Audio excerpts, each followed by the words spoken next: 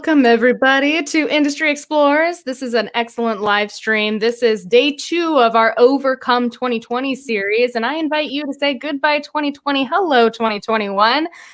Last year, we had so much to learn of the world and of ourselves and of the industries that we're in and of businesses. And, let's take everything that we learned last year and apply it to this year, and let's really thrive this year. So here I've got 2 incredible experts with me.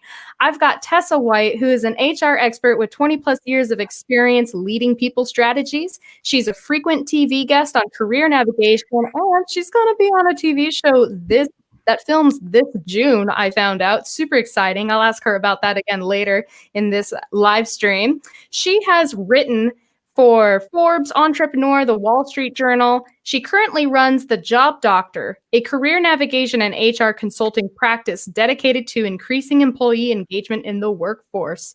We also have Lindsey Bryant, who is an entertainment technician with over 20 years of experience. Her previous roles include arts educator, IATSE Local 504 board member and Union Steward, and she is also a Disneyland Resort Technical Services team lead. She's taught resume workshops at local and state Thespian Festivals and now leverages these skills to help fellow entertainment professionals build their resumes, cover letters, and move on to the next stage of their lives. Whether you are still in entertainment or you moving out of entertainment, this is a great episode. We're going to learn a lot from these 2. Hey, Lindsey. Hey, Tessa. How you guys doing tonight? Awesome. Hey.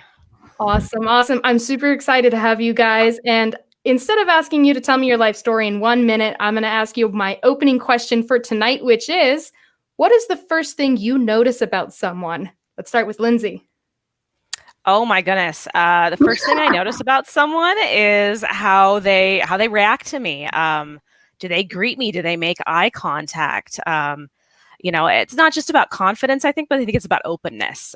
Is somebody willing to, meet me in the middle and start talking to me, start getting to know me, especially if it's somebody that I've never met before? Absolutely. I guess a handshake is maybe something that we won't be doing for a while, but definitely eye contact, a smile, even if it's hidden under a mask, and a willingness just to engage in open dialogue and conversation. Nice. Tessa, what is the first thing you notice about someone? Well, it used to be a smile, but you can't see anybody's face anymore. So I'd say it's the eyes, the warmth in somebody's eyes and engagement. Nice. Very nice. All right. Well, today we are going to talk about some industry transitions. What are some career transitions that make sense for people who are in the entertainment industry at various levels? And we're also going to talk about corporate roles and how you can, leverage yourself into getting into various corporate roles. So let's start. Oh my gosh, I don't even know where I want to start. We're also going to talk about unconventional roles, because there are people who, say someone was a dramaturge, now they're an attorney. Say someone was an entertainment rigger, well, now they're a wind technician, they're a wind turbine technician or an instructor. There's so many stories like that out there. So let's start with corporate roles and let's bring it over to Tessa. Can you tell us, as an HR manager, what are some of the corporate roles involved, and what are some things that you're looking for in candidates at these various levels? Okay. Well, I was thinking about the entertainment industry. It's not my expertise. Corporate's my expertise. But when I think about the types of roles that I am aware of and transitioning, I think I put them into 3 categories. There's those that are natural fit, those that are, an okay crossover that would be an easier pivot, and then some that are harder, but would still be really interesting because there's a low barrier to entry. So a more natural fit, I think, would be looking for roles in, on the creative end, things that are like a digital marketing role, or an art director. Brand management would be another one. A communications manager, PR. Those, I can see lots of crossover between the skill sets that you bring in entertainment into, what the corporate world would require. You have to be good with people. You have to be exceptionally creative. You have to have a good eye for design. So that's one category. And a good crossover would also be account management or relationship management, sales or business development. And the reason is these these positions require you to be able to establish rapport quickly with people. They allow you don't have to have a ton of experience, but you have to be pretty gritty to be able to just get up each day and do it and do it and do it. And onboarding new customers for a company, that would be another one with a fairly low barrier to entry. So on the topic of corporate roles that I can see that have great crossover potential. So on the topic of onboarding, Lindsey, I would love for you to share everybody your Disney onboarding experience. Wow, that was a long time ago. I think I've almost forgotten about that. For me, a lot of it was just trial by fire. I mean, my first shift was for the Disney's 50th anniversary, so it was an overnight shift.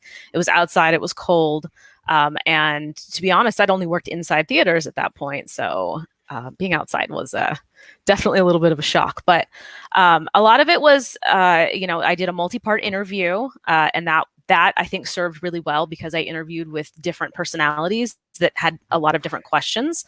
It kept me on my toes, but I think because I prepared and came in ready to answer a lot of those questions, they didn't catch me too much off guard. Yeah. Did you have a lot of training when you were doing your onboarding? Because when I think of my Disney onboarding, I think about the hazmat training, the fall protection training, the ergonomic training, the culture, like the Disney culture training. Here's our culture in this corporate environment, and this is what we expect of you as a cast member. Was that another big part of your onboarding? It wasn't too much a big part of my onboarding because at that point they hadn't established a lot of those. There was the super basic safety training, but we didn't do like the crane rigging. We didn't do 2 weeks of onboarding like you guys did. It was definitely just a couple days and we were thrown out there. Like I said, I mean, it really was trial by fire. So yeah. Well, I think, for those of you guys who have the cast member experience or even possibly the universal experience or the experience over at Knott's Berry Farm, I'm sure you guys have very lengthy onboarding processes. And so if you're going into a corporate world, you can probably take what you went through from the entertainment world and apply it into a corporate role. So what does onboarding look like in a corporate role, Tessa? It can look a lot of different things, but usually it's either taking employees and getting them what they need to know to be successful, or if it's more of a sales onboarding, it's taking a new client and walking them through the steps to make sure that they can be successful with a new product or new service. And those jobs don't pay quite as high as a commission job, but they pay very well. I would say low end $40,000 a year, high end as much as $100,000 a year. Yeah, that's awesome. What are some ways that someone could be successful in sales? What makes for a good salesperson? You have to be able to listen. You have to be able to mostly listen. You have to be able to respond in the moment, which is why I thought, entertainers who are used to needing to perform on the fly, you have to be able to think on your feet, very clearly and be able to respond quickly. And other than that, you just have to be very disciplined. Again, another trait that somebody in the entertainment world typically has. Yeah, and on the topic of thinking on your feet, I think maybe a good exercise for our listeners to do is think about some of your day-to-day or even your project-to-project tasks and think about how these things can be applied into other industries. Something I've come across on like Facebook rigging groups is sometimes people will share an article that has to do with sailing. Well, is it entertainment rigging? No. Do we use some of the same knots? Yeah. So let's learn how, like, the different kinds of ropes that they use, the different kind of knots that they use, and how they use the same concepts and apply them to different applications. So no matter like what your role is in entertainment, think about the principles and the concepts that you've learned, and how can you start to apply these things in other industries? What does it look like? So we had a question come in from Beth, who is a beautiful example of someone who's gone from the entertainment industry into not the corporate world, but the state world. She works for the Tennessee Department of Revenue, and she's a training coordinator. And she was once an audio engineer, and she was also a production manager. So her question is, do you have an ideal length of time for onboarding? It really depends on what we're onboarding, who we're onboarding, what the product is. If we're talking HR and corporate onboarding, like a person onboarding them, it could be, over a month's time, various steps, but very heavy on the front end, maybe the first week.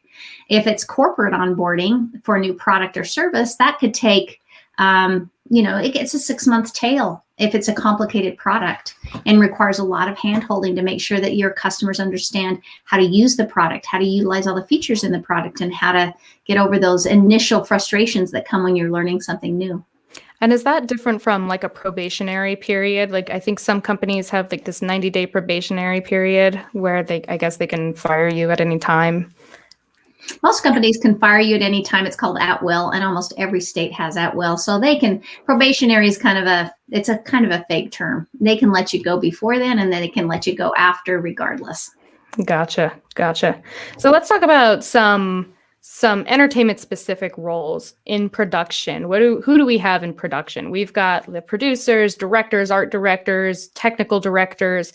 We've got everyone on the production team who, that may also include the lighting designer, the lighting board operator. It may include the automation designer, the automation technician, and the programmers and everything. Lindsey, who can you think of on the production teams? Oh my gosh. You've got the costume crew, you've got dressers, you've got anybody backstage. You may have like safety advocates or safety supervisors. You may have dance captains. You may have athletic trainers. You may have your maintenance choreographers. Of course, all of your lovely technicians. My goodness, yeah. Even down to ushers and ticket sales. I would even include those folks in the group as well because they provide a valued service. Absolutely. So I think some of the natural transitions, it depends on specifically what you do for production, right? But some natural transitions could include project management, or product management, architectural and civil drafting, or drafting of any kind, right? Especially if you've got experience drafting automation, or you've had to do drafting for CNC routers and you've had to build parts. Like there's so much that you can do with that. And you could, all the events are moving into the virtual world, so you can become a virtual events producer. What I'm doing here on StreamYard, right? I'm like clicking between these things, but this is a very user-friendly platform, but there are other platforms that are more complicated. So, you can learn how to use that kind of stuff. And there's a program that I'm thinking of. Oh gosh, it'll come to me later. I promise. If you're a performer, I think some natural segues could include customer service. You could become a performance coach, and that means a couple different things, right? That could be physical, it could be mental, you could be a mindset coach. And performance coaches, they bridge the gap between knowing and doing. So as a performer, yesterday we talked about discipline that it takes to be a performer. So as someone who it doesn't just know what to do, but they do it, right? You have to do your rehearsals. You have to do your warm-ups. You have to do your, whether it's your vocal or your physical warm-ups, it doesn't matter. You've got incredible discipline, and you may be able to help people elevate themselves to your level. But it may look like different things in life, right? You could be an athletic trainer. You could become a brand ambassador, a keynote speaker, a wedding officiant. I know Lindsey and I have a friend who just became a wedding officiant. Wonderful, wonderful man. How about a zooter? Zootering is this new term for, where we have a lot of kids that are not able to go to school and they're doing homeschool. To have someone teach the arts or give people exposure to the arts, museums, art projects, etc., singing, anything that has to do with the entertainment industry. This is a really big industry that's just getting bigger, and parents are looking for these zooters I think you could really put together a business in very short order where you could get quite a few kids to participate, and you're basically doing field trips on Zoom about the arts, and would be a great business model for somebody to pursue. That is a great business model. I don't know, the Actors Fund may have something similar to that, but there, of course, are so many different platforms where people are teaching. Maybe you can look into getting a video up on Skillshare. Maybe you can look into getting a video up on your own platform. Maybe you come talk to me and say, hey, industry explorers, people want to know about my industry. Here's some classes and we'll talk, right? So, yeah. Lindsey, can you think of anything else that may be like a natural fit for performers? Language tutor. I know there's a ton of people that teach language classes online, and you don't have to speak a second language. They guide you through all of it, and the compensation is actually not bad considering you're sitting at home in front of your computer. And the folks I know that do it really love it. Honestly, the tutoring, as a parent of a homeschooled kid, like if I was to stick with the homeschooling long term, I would absolutely bring in other people to reinforce and enrich that education. We have a lot of friends that do homeschool, and they tend to form like kind of pods, and I know they would love to have access to people to come in and teach the arts, so that it's not everything is on that parent's plate. Sales comes to mind. Any kind of customer service, any kind of coaching high school kids through being able to get through like college applications and interviews, coaching folks that just need help getting through interviews. I mean, there are so many, life coaches these days, but you could even niche it down to learning interview techniques, because a lot of people don't do really well with that. So, why not use your confidence to help boost somebody else's? Brilliant. Let's move on to some stagehand and technician natural transitions. When you're a stagehand or a technician, a lot of times you already have a niche, whether it's lighting or audio or video automation, special effects, pyrotechnics. So there's a place for all those things, right? And when I think of it, I think of people who are in fabrication shops and who are building things for buildings, right? There's fabrication shops that are creating these life-size statues for theme parks although, in this COVID era, that's a little, but they do them for museums. They do them for like corporate lobbies.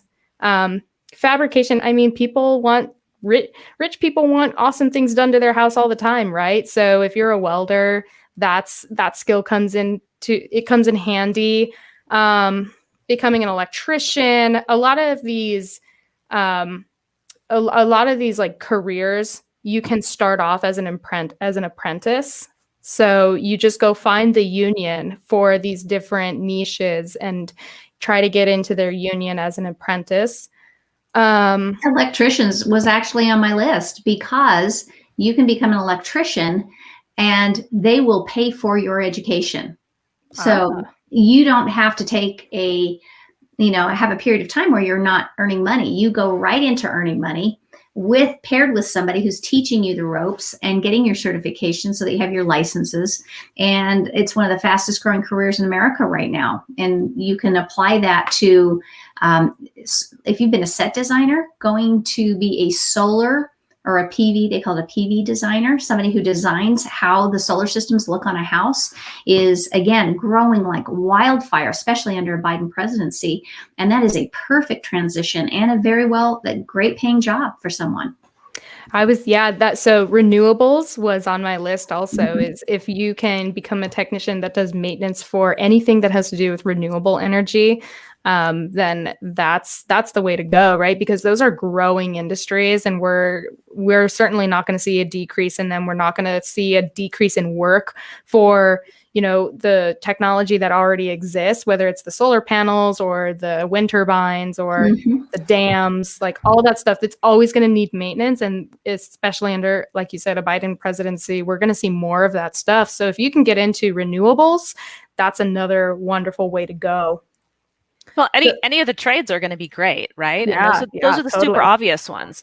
I do want people to make sure they're not discounting their soft skills. And I think as technicians, I see this all the time. People people focus on their technical skills and they ignore their soft skills. And the thing is you can't be a stellar technician without those soft skills. So don't forget to take a moment and really think about what your soft skills are. For example, if you work in a roadhouse, then you're working probably with new crews and new folks, new performers, new technicians every week. You probably have developed some pretty stellar communication skills and some pretty good teamwork skills. You probably are pretty good at coordinating things and collaborating with other people. So think about the soft skills that help you get through the day-to-day tasks that you do at work, not just the technical ones. And don't write those off, because those are hugely valuable. It just traditionally has not been something that we talk about as a technician, but it is very important. I promise you that. Yeah, very good point. And even we had a question the other day about, what do I say in an interview if I'm better at tools but not good with people? Well, you're probably better with people than you think you are. So give yourself credit. Let's talk about some unconventional transitions. So number one, I would recommend going just to good old Google and search jobs that require certificates or maybe certifications or associate's degrees, because you're not going to have to dedicate a whole lot of time to that. Like for an associate's degree, maybe at most 2 years. So if you need something quickly, look up something that just requires one of those things, right? So personal trainer, there's a ton of certification bodies for that. I think to become a real estate agent, is that something is that a certification? I don't think that requires like a full. There's a test that you have to take and part of your studying, but it's not very expensive to get into. It's harder to have once you've got your license, to get the houses sold and get the money coming in. It takes a little bit of time, but a great career. Yeah, great. Another great career. If you can get into learning management systems, that's another thing that's never going to go away, especially as our world moves into more of the virtual spaces, like game design and development. We're going to have a live stream on Sunday with Dwayne Douglas talking to us about careers in game development and, that industry. What do you do in the middle of a pandemic when everybody is staying home? You're playing video games. So that industry is growing and it's going to continue to grow. So if you can figure out how to get into game development, that'd be a good route to take. Someone was thanking me for the Industry Explorers live streams, and he said that he is now moving into animation for game design and he's taking classes online. So does anything that I can think of in stagehand work have anything to do with like computer animation? Not really that I can think of, unless you're actually working with motion capture, right? But I think, if you can take classes online, I think that's a really brilliant way to make a career transition. I actually know several lighting designers that transitioned into doing lighting design specifically for video games. One of my MFA classmates ended up doing that. And I think that's a fabulous switch because it's totally relevant. That industry is huge. Well, that's beautiful. That's so cool. I never would have thought of that. I wouldn't have either. And it was one of those things where it just ended up being where she decided that was where her passion lay, and she followed it, and she's very successful. So it's pretty awesome, I think. Yeah, that's actually a really good way for lighting designers and technicians and audio engineers and technicians and designers to like move into the virtual spaces through video gaming. What else? Anything to do with software, app development, IT, cybersecurity, these may require more schooling. It may require more time. I got to make a plug for it though. We think that they require a lot of schooling, but here's the trend. Instead of going to a 4-year college degree, several schools, there's one in particular called The School, I want you to remember that, you can go sign up, and their model is that you don't have to pay for the classes until you actually land the job. And they circumvent 4 years of college to just do streamlined, what do you need to know to work in the high-tech field? So if it's graphic design you like, then they just give you that training. If it's a developer, it's that. If it's UI design, it's that. And what's great about it is if I don't have to pay until I actually land the job, I can learn online with the help of another person and shortcut and not have to do all the generals that you do in a 4-year degree. You can actually get working and get paid very well, because it's the most high-tech jobs right now are the most, what's the word? There's more of them than any other job right now. Oh yeah. So, and especially like UI design, people are designing apps all day long, and how do you use them in a way that is user-friendly in the design? So I say that is a huge career that somebody could go after, and they think that the bar is too high for them to start, and it is not that hard of a pivot. But think about the return on investment for that too, right? Yeah. I was talking to a friend of mine. And he's like, "Oh yeah, I do I've got a full-time job, but I do side gigs all the time. I make like 60 grand a year doing my side gigs." And I'm like, "Yo, that is some people's like salaries. Mhm. That was my salary not too long ago." Like, what? So, but you know what? The demand is very high for that kind of skill set. And think about when you're in show control and you're doing any kind of show programming, a lot of it is the if-then statements, right? Or the when this happens, then it triggers that. So if you're already thinking like that, you may easily be able to transition into coding. You may easily be able to reframe your mind a little bit to think on that level when it comes to development and technology and anything IT. So again, just like what Tessa said, the big but to the time and money commitment is it's a growing industry and the demand is extremely high. So if that's something that interests you, go for it. Absolutely go for it. I recently saw a really great documentary about cybersecurity. Yeah, I think it's called The Perfect Weapon, and it was made in 2020. Great documentary, highly recommend it. So before we move on to interviewing and talking about interview tactics and things that you can negotiate and all that sort of thing, I would like to welcome our listeners to write in their questions for Tessa, myself, or Lindsey. And if you have an example of an interesting pivot that you've made, please comment below. If you would like us to learn more, talk about a certain aspect of entertainment or a certain aspect of the corporate world, ask your questions below. Totally welcome. We're here for you. So until those questions start coming in, let's move on to how to ace the interview. So, Lindsey, as a job candidate, how would you approach the common interview questions such as, tell me about yourself, and what is your greatest weakness? Oh, these questions, I get it. They're super intimidating, right? But think about what the interviewer is trying to find out about you, okay? So tell me about yourself. The interviewer is going to want to know about my experience and what it would contribute to me potentially filling their role, right? So they want to know about my past experience. Now, does it serve me to talk about my hobbies?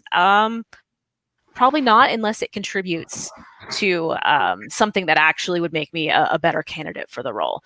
So this is one of those things where I would say every time, assume that an interviewer is going to ask you this question well ahead of time. I would script it out. Don't memorize it. I mean, you're not reciting a script, but I definitely would practice, sit down with your husband, sit down with your friend, sit down with your wife, and practice talking about yourself succinctly. Keep it short and sweet, but make sure that you hit on the points that are relevant. Keep it positive, unless you have something that's like a negative situation that maybe contributes to who you are today, or something that you flipped around and made a positive. Try to keep it positive. You don't have to sugarcoat it, but the person wants to know about the path you've taken to get where you are, what experience you bring to the table, and really what you're going to do to solve the issue of this position that they're trying to fill. Now, we did get a question or a comment that just came in, but before we get to that, Tessa, as an HR expert, how would you elevate those types of answers to those common interview questions? Well, there's good, better, best. A good answer is an answer, and it's great that you actually have one, right? But a better answer pairs it with a story, because the whole point of an interview is to make the interviewer believe what you're saying. And anybody can say that they have the requisite skill set, but when you start to tell a story about how that showed up in your past career, then I begin to believe you. And if turn it into a best answer, you actually tie it all up with a bow for the for the interviewer, and you draw the conclusions you want them to draw from the story, rather than leaving that to chance. So you say, from the story, I want you to know that you can expect from me XYZ if you hire me. That turns a good answer into a best answer. So anyone going to an interview can expect to answer a variation of the very same questions. How can a candidate drive the interview themselves? People don't believe me when I tell them that you can prepare and you can drive the interview. But I want to go over, let me tell you some of the main questions you're going to get. You're going to get, what's your greatest strength? What's your greatest weakness? Tell me why your supervisor would recommend you, or what are they going to tell me when I call them? What would your coworkers tell me about it? What's your greatest professional achievement? Why did you apply for this job? What makes you think when you looked on the website that you'd be a good fit for this company? Those questions can be answered with the same, I call them a pocket example. You pick 3 strengths that you have. You get associated stories that you can tell with them. And then you go into the interview, and all you have to do, regardless of which of those questions you get, is you plug in one of your pocket examples, one of your strengths, and one of your stories. And in that regard, you're actually going to the interview knowing exactly what you're going to say. And you're going to get very few curveballs. Once in a while, you'll get one. But for the most part, the top 10 questions you get asked, you can plug in any one of those examples that you've prepped. Have you given anybody a curveball before? Oh, I give curveballs. Sure, I do. What kind of what is that? What is it? Here's a curveball. What are things you can do with a manhole cover?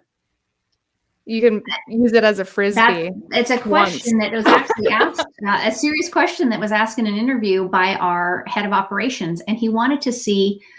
The role required a lot of creativity, and you'd hit up against a lot of barriers, and he wanted to see how how their brain would think around solving problems if they hit up against a barrier, and how creative they were. So that was one of the questions he asked, is how many things can you do with a manhole cover? And so, yes, that one always throws people for a loop. Lindsay, how would you answer that question? I'm already thinking how you could use it as a frisbee once until someone's toes get squashed, unless they're wearing steel toe shoes, which they should if in a warehouse situation, right? That would be my answer. You can use it as a shield. You can use it as a wheel. If you, for whatever reason, you want to go Flintstones at it, then that's a good wheel to use, I guess. Is it wrong that my answer is you can take it off and see how many of the people you work with pay attention to where they're walking, or if they're just too busy on their phones? No, there's no wrong answer. There's absolutely no wrong answer. That's kind of what comes to mind. I realize that's slightly macabre, but yeah. No, but when you get somebody that just looks at you with a blank stare and says, "I have no idea," then you know that they may have difficulty with a job that requires a lot of creativity or requires you to really think outside normal parameters. So I don't use that question very often, but I have had it. I've used it on occasion. I like how our sarcasm and cynicism kind of really helped us just now. So it actually reminds me of something. I have a friend, his name's Ethan Gilson, and he owns entertainment rigging services. And when they approach a problem, like a really complicated problem, there's no stupid suggestion. There's no wrong answer, right? When you're in improv, one of the exercises that you do is yes, and. Someone throws something in your situation, and you go, okay, yes, and. So when you're problem solving and you just throw a stupid, or just not a stupid, but a solution out there, you go, okay, yes, and what's the next step? What's the next step? What's the next step? How do we keep solving this problem? Is this leading to where we want it to go? Okay, well, maybe this wasn't the best idea. Now let's try out this string of problem solving and see if we get to where we need to go, right? So, sarcasm is creative, and, I'm not saying to be sarcastic in your interview, but you saw how we just got this curveball question, and it actually helped us out. So another interesting, here's why are manhole covers round is the more interesting question. That is interesting question. It's so you can't drop them down the hole. If they were square and you put them in the wrong way, they go right down the hole, and then you have to dig out a manhole cover, and nobody wants to do that. It's probably the answer he was looking for. I'm not going to Yeah. lie. So here's Okay. another question that we got earlier. What percentage of people pivoting away are going to stay? And how many techs will we lose from this year?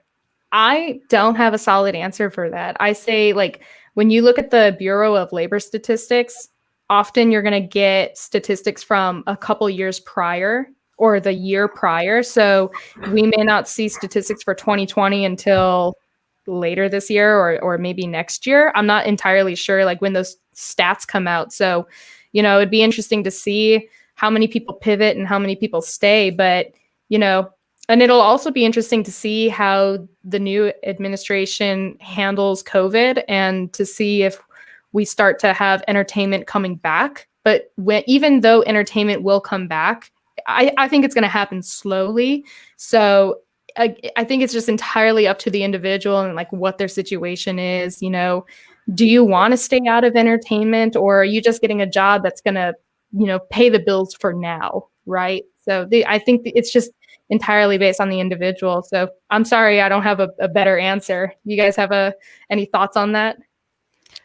Honestly, I think for some folks who, there's some folks that got really comfortable as technicians, and maybe this is a kick in the pants for them to try something new, that they maybe wanted to try it, but they were afraid to try it. So maybe that'll be a good thing for them. For other folks, I think they'll just, they'll find something that works for them. I think there's a couple different types of people, right? There are the people that come to work and that are passionate about their jobs, and their jobs provide them meaning and focus. And then there's other types of folks that go to work, and as long as they're happy doing the work and they get the paycheck, they're fine with that. My husband's one of those people. He really doesn't care as long as it's work that he enjoys and he can come home at the end of the day and we do the things we want to do on the weekend and we pay the bills.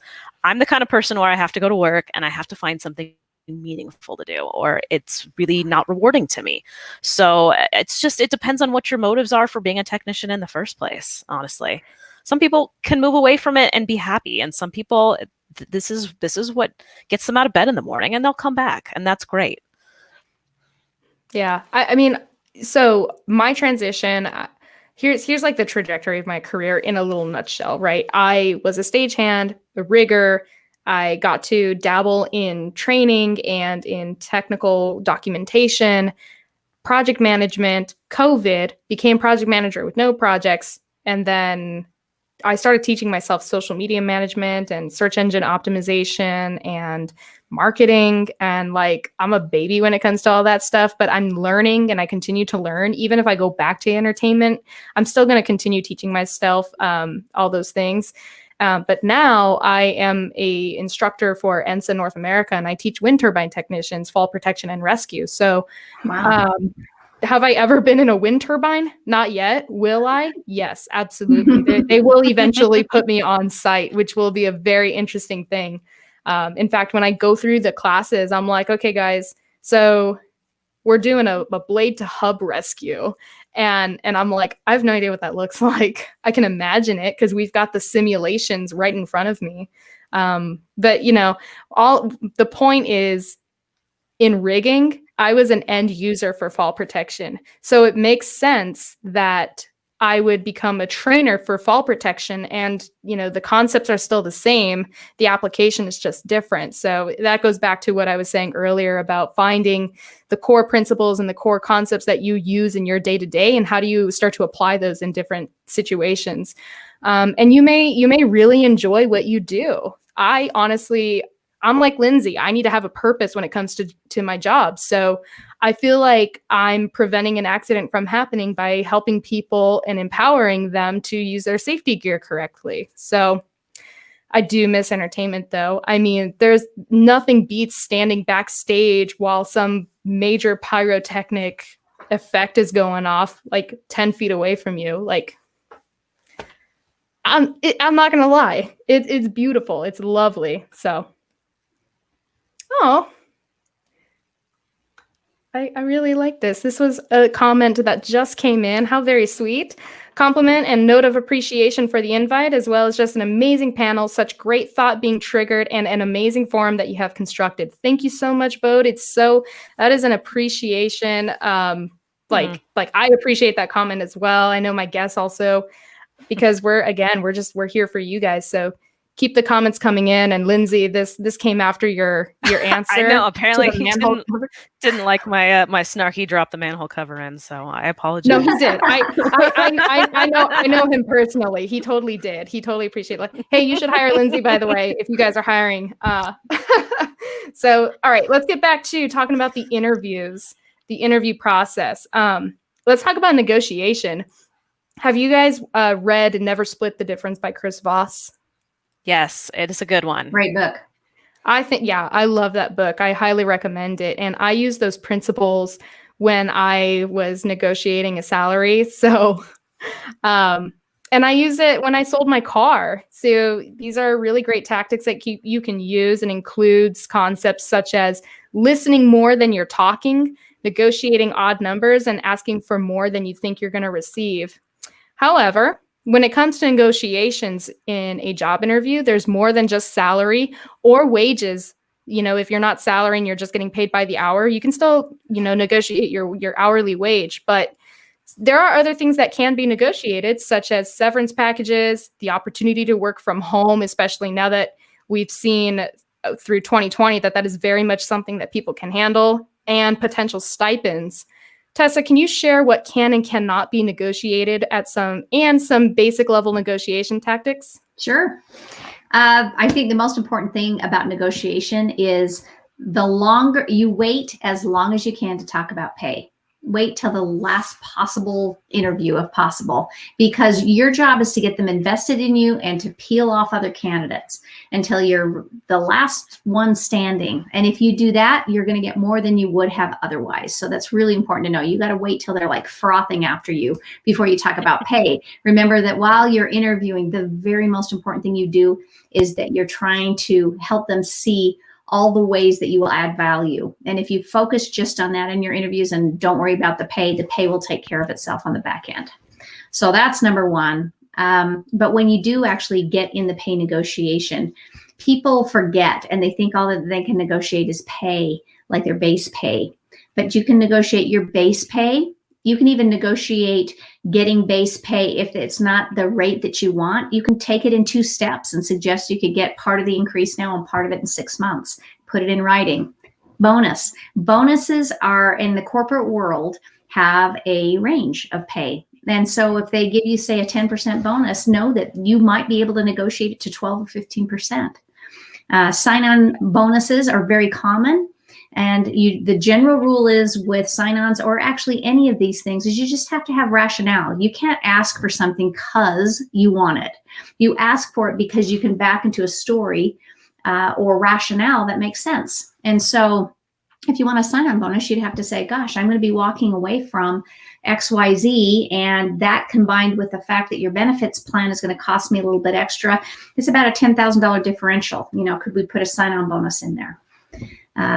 You can negotiate flexible work arrangements, work from home arrangements, a phone stipend. She mentioned negotiating severance. Nobody negotiates severance when they're starting a job because everybody's in love with everyone. But it could be, especially in 2021, one of the most important things you could negotiate. Companies are folding, companies are merging with one another, and we're seeing people let go. And so if you really want to take care of yourself, you actually have the rationale for it to say, hey, we're living in an uncertain time. And if I'm leaving this job that I really love to take this one, I just want to make sure that there's a severance not if I don't perform, but in the event that there's an unforeseen circumstance, I want to make sure that we've already talked about that. Costs them nothing. And so it's at least to negotiate it. And so it's usually something you can get. Title is something you can negotiate. You can negotiate training classes, which I strongly recommend, asking them to foot the bill for several certifications or trainings throughout the year so you can get more current with your skill set. Your next raise, you can negotiate. You can negotiate in some companies vacation time, additional vacation time. What you can't negotiate are your benefits. Your benefits, they're ERISA rules the day, and a company can't say you get this and you don't get this, so you don't get to negotiate those. Yeah, there's a lot more things you can negotiate, but for the sake of brevity, those are just kind of the top ones that come to mind. And so if you want to learn more about what you can negotiate and how to negotiate, I highly recommend that you go to thejobdoctor.com and look up Tessa White and use some of her services. She obviously knows what she's talking about. She's like incredible. I honestly feel like I'm not worthy to have her as a guest, but here we all are. And and on the topic of waiting to the very last minute to negotiate your pay, you don't want to be that guy that like walks in there and goes, "So what's the pay? So how much do I get paid?" Like that is, I have heard from people who are hiring, when that happens in a job interview, it's rude and it comes off as very arrogant. So don't be that guy, and use the wise words of Chris Voss, who says to listen more than you talk, because that's really what negotiation is all about. Well, if they fall in love with you, it's very possible that they would even rescope the position to pay more. So I've seen that happen over and over again, which is why you wait, and people get wrapped up around, well, what if the job doesn't pay what I want? Well, yes, some jobs have very finite ranges, but more times than not, a company, especially the higher you go, a company will consider rescoping the job if they're in love with you and feel like you have, a lot of skill sets and they can't get you unless they pay a little more. Yeah. So a couple good comments that came in. Travel incentives become also a more and more good negotiation point, and parking is good to ask for as well. And for some companies, parking is like required, or they will reimburse you for parking. Well, I guess, sorry, that's getting into a whole other a whole other topic, right? If you have to go somewhere, you're probably going to be reimbursed for your gas mileage. You'll probably be reimbursed for parking or, any other expenses that you have to pay out of pocket, but not like your Starbucks coffee. That's not an expense that you can have your company pay for, right?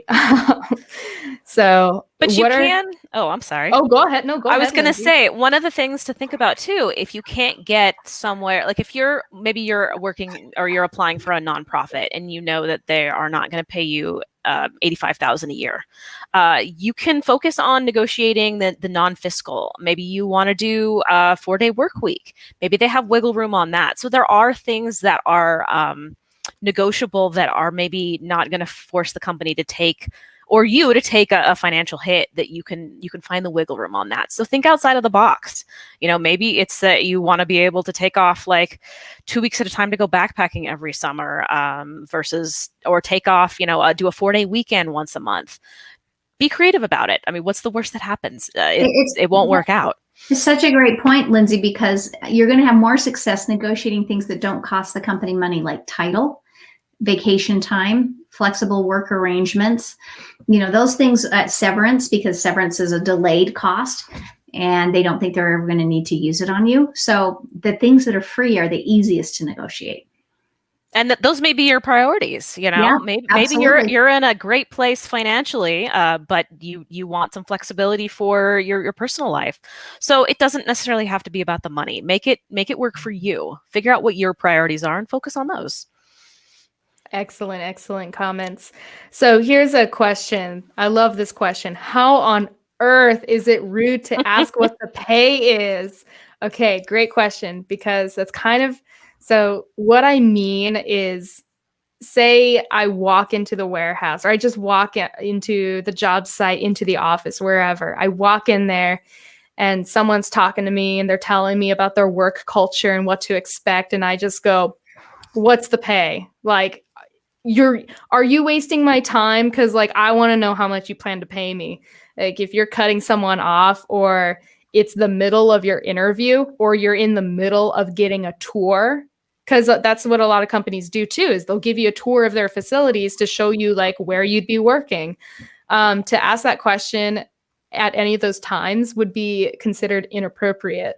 And frankly, not smart, right? Because as Tessa was saying, you should wait to the very last, like the last chance, the last moment of the interview. Like, just wait to the very end to ask, like, all right, or maybe wait for them to ask you, all right, well, what are you expecting from us in terms of pay? Then you have that conversation, right? So never never cut someone off. Don't do it in the middle of your interview or in the middle of a tour. You want to wait to the very last second. And it's smarter that way, right? Because if you're focusing on, showing them how you're an asset to the company and how you're going to be beneficial to them and why they should want to, you should be focusing on yourself, and that conversation will naturally happen later on. I hope that answer makes sense. Tessa or Lindsey, do you guys have any other comments on this question? I would say, yeah, you put it off not because it's not important, but because you want to maximize the offer. That's why you put it off. And if you focus on making yourself desirable and the value that you bring to the position, you increase your job offer. You bring it up on the early sections and you kind of start to talk about pay before they're in love with you. It will ultimately, I promise you, it will hurt the amount that you get. You won't get as much. I really hope that answers that question. It seems like we did a pretty good job. So, but again, thank you. I think that's a fantastic question, right? So we got a couple of good comments that came in. This one's long. Lindsey, thank you so much for all of your input. Everything you've described clarifies how well I applied myself toward my PSAV interview. Though unfortunately I failed at keeping that job, I won't describe the circumstances, but how would one go about reapplying to the same company after experiencing this type of mishap? Ooh, that's a loaded question. But first off, I want to say good job that you're considering going back there, because that does take some courage. Not most people, I don't think, would be willing to put themselves out on the line like that. And the fact that you are, I think, says something about you. I would first off consider whether or not you think you're even whether or not you have the option for rehire. And that may be something that they told you when you were separated from the company. A lot of companies will be very honest with you about the fact that you are either you can be rehired at some point down the line, or they are not interested in bringing you back. So hopefully you have an answer on that. I would say go back in there, apply again, and be willing to be very brutally honest about what you've done to make yourself more educated or more trained, or whatever the mishap was, what you've done to rectify the situation in terms of how have I educated myself so I don't make that same mistake again, or what processes have I gone through to change myself or that habit per se. Say you got terminated for being late. Okay, what changes have you made? All right. I now have a different daily routine and I've been able to hold down this job and I have not had a single late incident. That's not the best example, but you need to be able to tell them why you're not going to make this mistake again, not just I'm not going to make that mistake again. And that's risky, but I think it's worth a shot. Absolutely. And I've worked with Bode personally, and he's a very hard worker, tremendous person. I've always enjoyed having you on my crew. I've always enjoyed having you as my lead, Bode. So from me personally, best of luck to you, man. Tessa, did you have any thoughts on his question about reapplying to the same company? I think Lindsey covered it really, really well. Awesome. And Stefan also says, at different stages in life, money means different things. Sometimes the experience is more valuable. And I'll comment on that because when I was still in college, I opted to go to a Kinesis training. So Kinesis is an automation company. And I went to their school because I was able to do it at a discount because I was a student, but I paid for myself to fly out to Atlanta from Southern California, paid for my Airbnb, paid for my car rental, and all this. Like, I did all of this out of pocket. So when I was there taking the class, a lot of people were like, oh, what company do you work for? Who sent you? Oh, I'm with this company. I'm with that company. And I go, I'm just a student. I'm just doing this to learn. And that was impressive to people. And that was my situation at the time. So yeah, absolutely. You're right. Money means different things at different stages. And sometimes, experience is better, right? So it all depends on the individual. I always tell people, find, if there's 13, 14 things you could negotiate, pick the 1 to 3 things that you care about the most. And a good half of those things aren't money. And so it's a really good point. You need to decide where's your value. Absolutely. So real quick, let's talk about some things that are illegal for interviewers to ask you in the middle of an interview.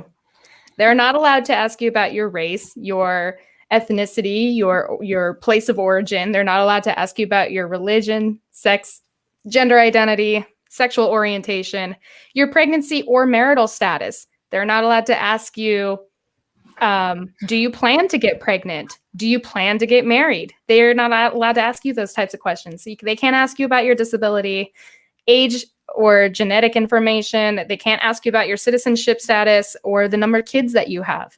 Those are all questions that they're not allowed to ask you. So don't answer them. And in California, you can't ask what you made at your last job. So there's that too. And that's starting to get more and more popular. Mm-hmm. Why do you think that's... Oh, go ahead, Lindsay. I was going to say, watch out for, most employers will not be this direct about it. They will ask workaround questions like, how do you feel about working on the weekends? That can actually be interpreted as, do you go to church on Sunday or Saturday? How do you feel about working, evenings? That could be a workaround to try to figure out if you have kids. So, just be mindful that a lot of times those questions won't come so direct, and sometimes they truly are harmless, and somebody, it just is trying to be nice. So you have to really be discerning about things, Yeah, and honest, I suppose. Like if it is a type of question like, how do you feel about working on the weekends? How do you feel about working in the evenings? When I was asked that question during my Disney process, when I was being interviewed by the HR manager or the HR person. And I was like, I will work weekends. I will work nights. And my favorite question, are you okay with working in and around water? Yes. Put me on World of Color. I am okay with being in the dark and wet and playing with electricity. It's all cool. Don't worry about me. So yeah, no, very good point, Lindsay. I forgot I had another comment on that, but sorry. It escapes me. No, it's all good. Oh, Tessa, you mentioned that in the state of California, they can no longer ask you what you made at your previous job. And I was asking, why do you think that's becoming a trend? Because you should be paid. The way it's worked in practice is I ask that question because I want to know how low I can offer you the job, how much I have to pay you. And I want to pay you as little as I have to. So if you can't ask that question, then you have to go on the merits of the job. You have to say, the job is worth this. Does the person meet the qualifications for the job? Are they going to be low in the range or high in the range, depending on what they bring to the table? So it's a fairer, less discriminatory way of pay versus the way it works in most states and has worked for decades is just, throw out your number so I know what I can get away with. Yeah, that absolutely makes sense. And again, if you read anything about negotiation tactics, you always want to shoot for or provide a higher number than you're expecting because go high. Most people expect that they'll counter offer and go lower, right? So that's right. If you want to learn more about negotiation skills and tactics, go check out the Harvard Business Review article about 15 rules for negotiating a job offer. And I really, really want to stress that y'all check out the Wall Street Journal's article called How to Negotiate Your Offer. Tessa is featured in that article. She's been featured in lots of articles and she writes for Entrepreneur and Forbes and the Wall Street Journal herself. So go check out her articles, go check out her YouTube videos, go follow the Job Doctor on YouTube. And if you're thinking about hiring a stellar project manager or just a stellar person in general, Lindsay is in the market and you can go check out the Freeform crap. I forgot what it's called. Hold on. Right here in front of me. Decorating Disney. Decorating Disney Holiday Magic 2017. Go look up that video on YouTube and you will find Lindsay at minute 22. There you go. And subscribe to Industry Explorers. So let's move on to top level thinking. And I want to invite people to continue giving us your comments and your questions. I do like to keep this to an hour, but if we keep getting engagement, I let us go a little bit longer. What max percentage high might you ask for? Okay, that's a good question. I actually forget what the book says. Do you remember, Lindsay or Tessa? When you're saying max percentage, I'm not sure what that means. The when you're negotiating from an existing wage to a higher wage? I would assume that might be what he means. Or perhaps like if you think you're worth X amount, how much percentage above that do you think you should start with in your negotiation? Well, I mean, it's different at different levels, right? But let's just take a $60,000 a year job. I'd probably ask for, if I thought I wanted to land at 60, I'd probably ask for 63, 64 to start. And then it would work back possibly from there, and you might get it. And if it's a $150,000 job, I'd probably ask a little more. I'd probably start at 160, 162 to work backwards, just to give you an idea. Yeah, so it's kind of like exponential, and it depends on the position that you're applying for.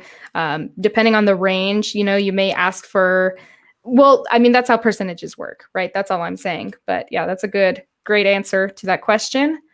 Let us move on to top level thinking.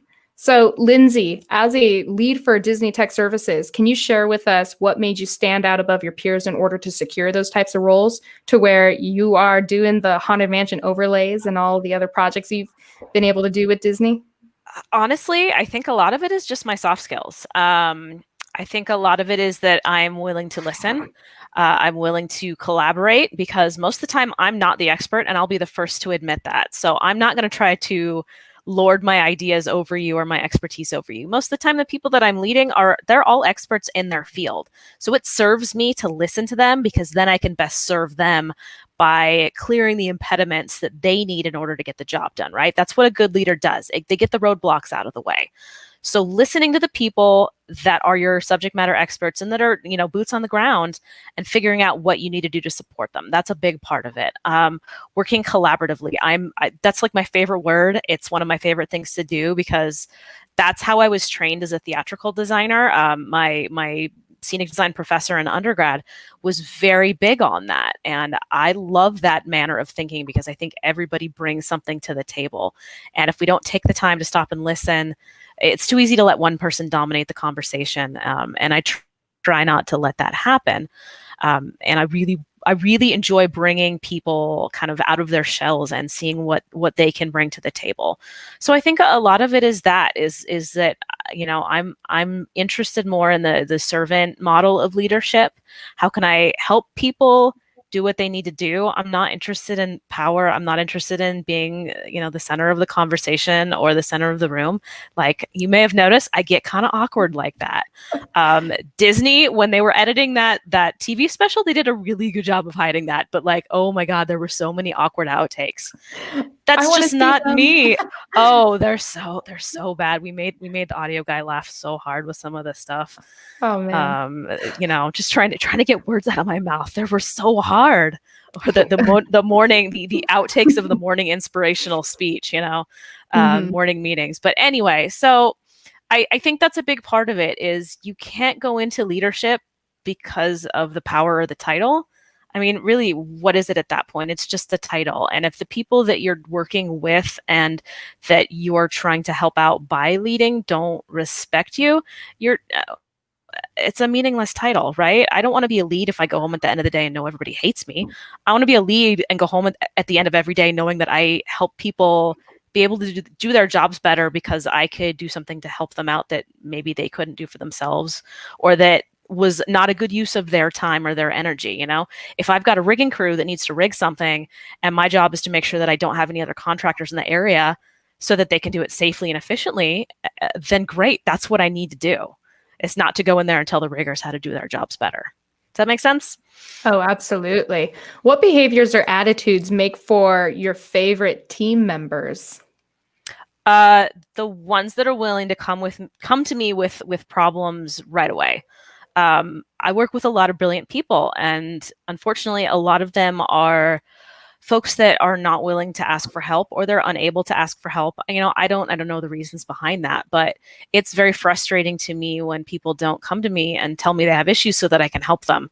I'd rather deal with it on the front end than, be doing massive damage control on the back end. So I would say the people that are willing to come to me and say, hey, I made a mistake, or I need some extra help with this, or I need some extra resources, because then I can do something about it. So, communication and transparency and honesty. Be honest with me. Don't try to pull the wool over my eyes or sugarcoat something because you think that that's what I want to hear. Because that doesn't serve anybody in the long run, and it certainly doesn't help get the job done. Right. Tessa, what does top level thinking look like in your world? Gosh, I don't even know. Top level thinking. Have you ever interviewed someone in like all the interviews that you've ever conducted? Is there one that really stands out to you? And what reason does that one interview stand out to you? Well, I would say the people that stand out in interviews generally, and my favorite interviews, are people who are really trying to understand what is the problem they're trying to solve in the job, what would knock it out of the park, and then they tell me how they can do that. So they're asking questions in the interview because they're really interested in making a good fit for them as well. At the end of an interview, people will often say, do you have any questions? And someone will say, yeah, when will you be getting back with me? Which is such a snoozer of a question. But the interviews that stand out to me are the people that say, yes, actually, my last question is, if I were to do one thing that would just knock it out of the park entirely, or if you could tell me the one thing that you think needs to be done that is the most important for someone to be successful in this job, what is it? And they end on a high point with that question. And then once I answer, they go in for the kill. And the thing they leave me with is, oh, that's what you want? Well, let me just give you a couple more reasons why I'm the person to hire me and I can fix that problem for you. That is so rare of a breed to see, because so many people just kind of, the energy goes down at the end of the interview and they really just say, well, when are you going to get back with me? If you take advantage of the end of the interview, you can leave on such a powerful note. Absolutely. I think something that makes me feel like I've personally leveled up is if I ever go into an interview, I'm going to ask questions like, where do you see the company in the next in the next quarter or in the next year or the next 5 years? Like, what are your company goals? What is the most difficult challenge that you guys have as a team or as a company? And, how can I, you want to try to figure out like, what are the problems? Where are the holes? How can I fill those holes? And again, then when they answer those questions for you, you start talking about, well, here's a few more reasons why I'm a good candidate for you. Right. So, and I would take notes in the interview, right? Because if you end up getting hired, you're going to wish you wrote down, especially if you're working in like some technical job or something that has to do with product management or project management, you're going to want to like write down the key terms and the problems that they share with you or their company goals. You're going to want to write that stuff down. Assume you're going to be part of the team. So, and it makes for a fantastic follow-up thank you note. Instead of the traditional, thanks for your time, I really want the job, you can make a compelling thank you follow-up when you have taken notes and you say, I've thought about some of the things we talked about, and you give them a mini plan of the things they could expect you to do if you started, then they visualize you in the job. That can be a very powerful way to seal the deal as well. Absolutely. Well, guys, we've been going for almost 10 minutes past our allotted time. And I want to thank you guys for being such wonderful panelists and for answering all the questions. Guys, thank you so much for engaging with us and giving us your questions and comments. It was a lot of fun. I learned a lot, to be honest. I feel unworthy of these guests. Like these ladies, like I'm here and these ladies are here. Okay, so I'm elevating myself with my listeners, and this is all really fun. So thank you guys for tuning in to Industry Explorers. Tessa, you had something you wanted to send people to drtessawhite.com. Yeah, drop me a line and I will send you for free the 12 forgotten negotiation points when you get an offer. Go in there and I'll just drop me a line on the first page the doctor's in and I'll send it to you. Would love to help out. And know that I also do Rent My Brains. I actually help people refine their job search strategy and refine their interview so that they can stand out. And I would love to help you with that too. That's absolutely wonderful. I'm going to take advantage of that. Everyone, you should too. And what else do I have on my list? Subscribe to The Job Doctor on YouTube. Subscribe to Industry Explorers on YouTube. Someone please hire Lindsey. She's brilliant. I'm going to just be your cheerleader all day, every day. I love it. Thank you. Anyway, so yes. Also, by the way, subscribe to Industry Explorers, because when we reach 100 subscribers, I'm going to do a giveaway, and it's rigging and rope access related. So y'all want to start subscribing, get your friends to subscribe, because I want to give something away and you're going to love it. Right. All right, guys. Thank you so much. What's my outro? Darn. Here's my outtake. Anyway, Explorers, thank you guys for tuning in. And until next time, I will see you on our next adventure. Take care.